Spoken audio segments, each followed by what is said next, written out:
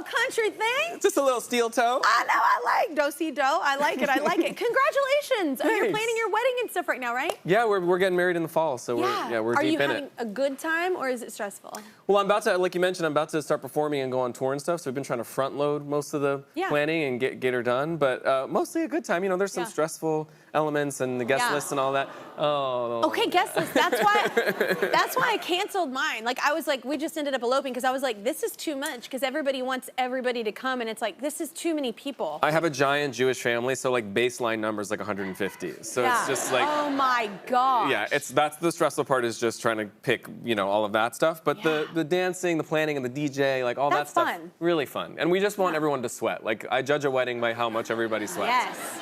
I judge a wedding if the shoes are off for the women, like exiting, you know what I'm saying? And you just look like, what happened in there, you know? Yeah, don't fool around and come in like a stiletto or something. I want like a chunky heel, come a in boot, it, a but sneaker. then take it off and just barefoot it up. That's right. Yes, That's right. I love, man, weddings are like, for me. But the wedding reception, that's the part that I love. Of course. Do y'all agree on everything? Have you kind of agreed Mostly, thus far? Yeah, he's much more aesthetic than I am. Like, he's got really good sense of like the visuals, and he's a foodie, so he's good with the particulars. Yeah. For me, it's much more of just like an instinctual vibe of like, that's good, that's my vibe, that's not. So he takes the lead. I know, it's gross. Yeah, it's gross. It's sweet. It's sweet. You and Noah, you went to the Met Gala. So how was it this year? We did. It was really fun. I've been a few times, and this is the first time that we got to go together. So usually at some point I don't do great with like small talk and like connecting with people that I don't know. I get really shy, especially. You would hate this job. Honestly, yeah, I could never. But especially the Met Gala, it's like the scariest room to like make small talk in. So usually, I've never been. I don't even know what it's for. I don't understand. I don't know anything. I just moved here. I've literally been 6 times, and I don't get what it's for. I don't know. I literally did. And then I asked this year because I was like, I live here and I should know this, you know. And it's cool. It is cool. It's cool. But I usually at some point in the night like run to the bathroom and call Noah, and I'm like, what do I say? What stories can I tell? Like, I don't know who to talk to. This was the first time we got to be there together, and like people watch together and whisper about things. It made it so much more fun. And it was his 30th birthday this year on the Met Gala. Oh, that's so cool. So we wanted to just thank Vogue for throwing him such an amazing 30th birthday. You got off. You got off the hook on that. You're like, you know what we're doing for your birthday? Like, look what I did for you. Yeah, I'm such a great partner. So wait, you're raised in LA, but you've spent a lot of time in New York. When did you kind of fall in love with New York? I love it here. Yeah, you're loving it? Love it. I've always loved it. I mean, I'm a theater boy, as I said. So like, this is the only place to be. And when I saw like tours growing up in LA and like productions that you could see like at home. Oh, you see amazing shows in LA. Of course. Yeah. But the first time I saw like a proper Broadway show, I was like 9 or 10 years old. I went to this musical called Thoroughly Modern Millie on Broadway with my mom. Yeah. And you know, I just remember the feeling of like being able to walk from the hotel where we were staying to this area where there's just like 20, 30 amazing musicals happening at the same time. Yeah. And then sitting down and watching it and just being like washed over with just like incredible gayness and just being like, I am very queer, A, and B, I want to do this for my life. And you know, we got to tour backstage after, and I have this wonderful friend, Gavin Creel, who's still a wonderful Broadway actor to this day, and he took me around, and it was this, once again, like a dual discovery of like, I really want to do what he's doing and have all these backstage secrets and friends that he has, and I'm gay. Yeah, So once again. And I'm also very neurotic and anxious, and everyone here is like that. Yeah. And so I feel so comforting. So I'm ADHD, so I'm not those things, but I'm ADHD, so I'm always like, Noah too. Yeah. So wait, so you have a Broadway residency at the Palace. Yes. Do you love this theater? Did you pick it on purpose? I mean, I dreamt about it because it's sort of like this long-standing tradition of like, you know, Judy Garland played there and Liza Minnelli and Bette Midler, and it used to be this kind of house for these great, you know, one-person shows, and it's been closed for the last like, I think 8 years or 6 years, and I didn't know when I was trying to find a place to perform this residency that it was going to be reopening, and so it was one of those universe intervention things of like, maybe this is the moment for me to get to be the first thing in there and to perform this show, and they let me do it, and so we start tonight. Yes, and you love Judy Garland, right? You're like a huge fan. Yes. You like collect memorabilia. Yeah, I'm obsessed with Judy. I have like her Lincoln Center poster, her Carnegie Hall poster. I have all of her vinyls. I have a little Dorothy doll where the shoes light up. I've loved her since I was a baby. I used to dress up like Dorothy every day after school, and like she's just the most singular, incredible vocalist and performer. And we would have got along. I never dressed as Dorothy. I wanted to be the Wicked Witch. So we wouldn't have had to fight for parts, you know? Even before Alphaba, you knew. I know. Oh, I love, which is funny because I always thought it was odd. My kids like love Ursula, not Little Little Mermaid. Because the villains get the best songs. They do. The villains get the belty songs. Unfortunate Souls. I mean, come on. Come on. It was the song. Anyway, part of your world's good, but like the other one is really good. Anyway, we need to take a quick break. Birdie in our audience is going to help us out. Hi, Kelly and Ben. I'm so excited to be here. Dear Evan Hansen changed my life. I bought these 2 bracelets when I first saw the show, and I'm still wearing them today. They're reminders that I'm not alone, which is what your performance taught me. I know you've heard this before, but your performances and your music have truly helped me through very dark times and countless other people like me. I just wanted to say thank you. More with Kelly and Ben after the break. Wow.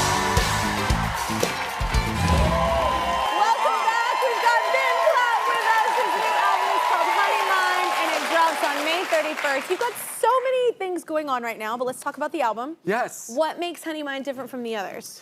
Well, you know, I wrote a lot of it as I was, you know, entering into this relationship with Noah and sort of like figuring out what it felt like to find your like real person and like at the same time feeling, you know, turning 30 and sort of feeling like an adult more so than I have before. So I think I felt a little more settled in myself than I did in my first records. I'm sure you feel this way. Yeah. Sometimes when I listen back to my other work, like, of course I still have love and admiration for it, but I feel like such a different person. I call her Baby Kelly. Exactly. I'm like, oh, Baby Kelly. And like, oh, that's so sweet. He's doing like a Peter Gabriel thing. Like, he's so cute.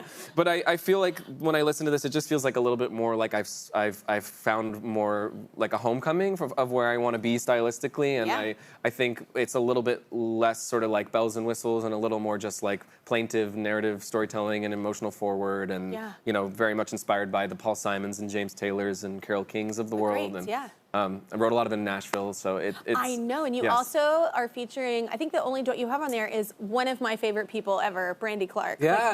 Like, such a great human. Incredible person. And hilarious, by the way, and just so good at writing and singing. Like, I love her. How did that come about? Just amazing. Well, one of the first trips I took to Nashville for this record, one of the very first sessions I was put together with her, and I was a fan of her music, and also just the way that she blends this sort of her queer identity with her Americana music. And like, I'm so very much the lane that inspires me, especially right now. And so I was a big fan. And then she had just entered the world of musical theater, with Shucks, which she wrote, was Tony nominated. Killed it, And I was like, we're living on a similar bridge. Like, we got to get together. And she just is such a gifted songwriter. And we wrote this song called Treehouse that's on there together. And she agreed to sing on it with me. She's the only feature, and she's coming on tour with me. She's my support on tour, and we're gonna sing our song on tour. And, oh my god! Yeah, so what a great show! It's gonna be awesome. Yeah. Oh, okay.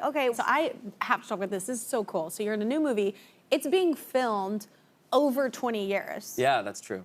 Like, boy, you don't even know what's gonna happen in 5 years. You know what I'm saying? Wood, Like, I know. I'm just saying, like you did, like in life, like this is kind of a cool concept. It's wild, yeah. So it's this musical called Merrily We Roll Along, which there's a great production right now. With, they were on here Groff actually. and Radcliffe, and it's amazing. But it's so Richard Linklater, who directed Boyhood and did it very much in this style. The story is about a friendship kind of dissolving over the course of, I think, 20 years, and it takes place from 1957 to like 76 or so. And so we're filming it following the real timeline. So if the first scene takes place in 57 and the next one's in 59, then we wait 2 years and film the next one in 2 years. So we are trying to really recreate what it feels like to sort of grow and change and to lose sight of things over time. So we've done 2 sequences. We've got 7 to go. We'll see if we make it. You don't mind commitment, is what I'm saying. Like, honestly, that is. It's like a weird sort of like checkpoint of your life over the I try not to look too far ahead because it just feels like very overwhelming. It's good. A very cool idea. Totally. If we can manage to make it and pull it off and take our vitamins and everything, then take our vitamins? Is that like don't die? What does that mean? Yeah. Just stay well. I didn't even mean like die. I just meant like, you just don't know where you'll be. It's like, true. You got to take care of the voice. Yeah. You got to take care of the face. Oh my gosh. Yeah. I'm gonna Sharpay it up. I'm gonna show humanity what we're just supposed to look like. Thank God. It's okay. Please. It's okay. Okay, so wait, you're touring this summer. You're doing all the things. So you're touring this summer. Are you looking forward to any spots in particular? Oh my gosh! I mean, I get to play the Ryman in Nashville, which I've been in the audience many times. I've never gotten to play. Oh my God, it sounds so pretty. I'm really excited. Please take your in-ears out for some of it. I hate in-ears so much. So if I play a theater like that, if I play something so much where I feel like I can hear and I'm not gonna like ruin my voice trying to belt out over a crowd, I love taking my in-ears out for that because it's so special sounding, the acoustics. I can only wear one. If I wear both, I'm under all the time. You feel like you're in a fishbowl. That's right. And I'm like, I sound great. This verb, I'm writing these notes. I listen to it. I'm like deeply under the whole thing. So I just need to have No, one ear I do in. that. I peak my left one. That's right. I have the rhyme in for sure. I'm playing Ravinia in Chicago. Yeah. It's beautiful, kind of outdoor, naturey amphitheater. Excited for that. The Greek in LA, which is right near my place. So I love the Greek. Yeah. Lots of really fun, organic, warm places, which is what the music is like. So I'm excited to match those. It's got to together. match. Yeah. That's very cool. I love how thought out all of that is. Thanks. Beautiful. All right. Well, let's take another short break. Ben's album Honeymind is out May 31st. The tour for the album kicks off this summer. Go online for dates and tickets, and be sure to check out Ben's residency, Ben Platt, live at the Palace. If you're in New York, it runs through June 15th.